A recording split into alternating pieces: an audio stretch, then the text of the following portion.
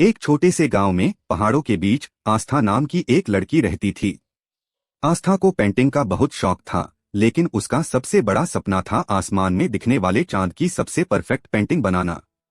समस्या यह थी कि आस्था की एक आंख बचपन में एक दुर्घटना में चली गई थी। वह जब भी पेंटिंग करने बैठती, उसे लगता कि वह चीजों को पूरा नहीं देख पा रही है। उसकी बनाई हुई हर चांद की पेंटिंग में उसे लगता था कि कहीं कुछ अधूरा रह गया है, कोई किनारा धुंधला है या रोशनी ठीक से नहीं पड़ी है। एक रात वह अपनी अधूरी पेंटिंग लेकर छत पर बैठ गई और रोने लगी। तभी पास के पेड़ पर बैठा एक उल्लू बोला, बेटी तुम क्यों रो रही हो? आस्था ने उदासी से कहा, मैं चांद को पूरा नहीं देख पाती। मुझे लगता है मेरी पेंटिंग हमेशा अधूरी रह जाती है। उल्लू ने हंसकर जवाब दिया, तुम जरा आसमान की तरफ देखो। आस्था ने ऊपर देखा। उस रात चांद आधा था, पूरी तरह गोल नहीं बल्कि कटा हुआ, अधूरा।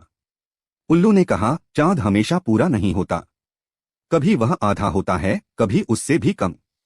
लेकिन क्या तुम उसे देखकर यह कहती हो कि वह सुंदर नहीं है? आस्था ने चांद को देखा। आधा होते हुए भी उसकी रोशनी वैसी ही शांत और प्यारी थी। उल्लू ने अपनी बात पूरी की, सुंदरता पूरा होने में नहीं बल्कि अधूरा होते हुए भी रोशनी देने में है। आस्था को बात समझ में आ गई। उसने तुरंत अपनी पेंटिंग उठाई। उसने उस अधूरी पेंटिंग को नहीं मिटाया बल्कि उसे आधा चांद का नाम दिया और कैनवस के उस खाली हिस्से को खाली ही छोड़ दिया।